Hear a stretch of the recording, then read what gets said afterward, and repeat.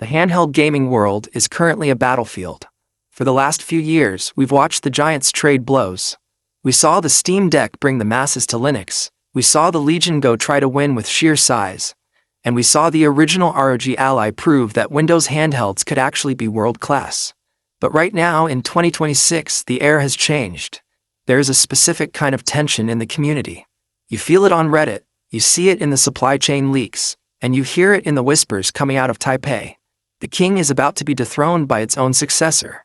We are standing on the absolute precipice of a hardware revolution that is going to make your current handheld feel like a nostalgic relic. This isn't just a spec bump. This is the Asus ROG Ally 2. If you're watching this, you're probably like me.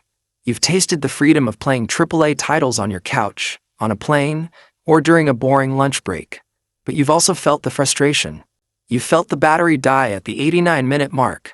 You've seen the stutter in Cyberpunk 2077 when the thermal throttling kicks in.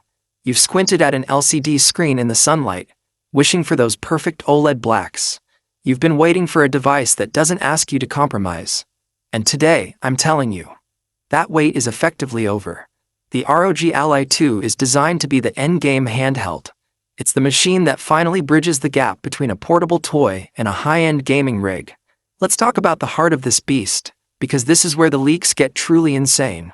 The ROG Ally 2 is rumored to be the launch vehicle for the AMD Ryzen Z2 Extreme. Now, I want you to understand the gravity of that. We aren't just moving from Zen 4 to Zen 5.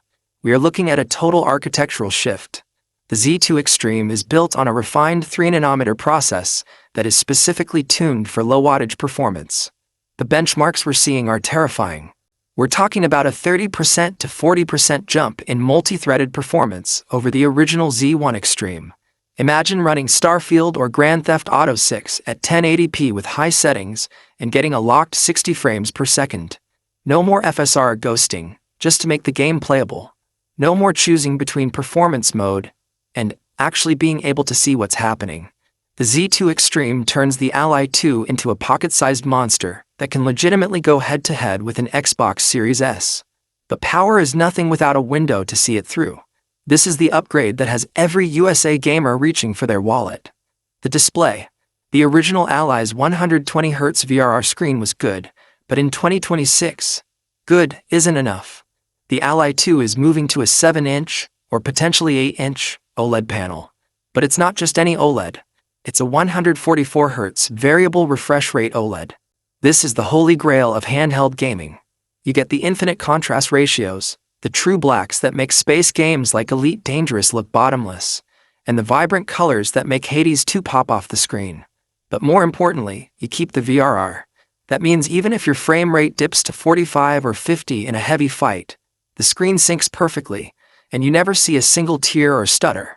It's a level of visual fluidity that the Steam Deck OLED simply can't match because it lacks that crucial VRR window.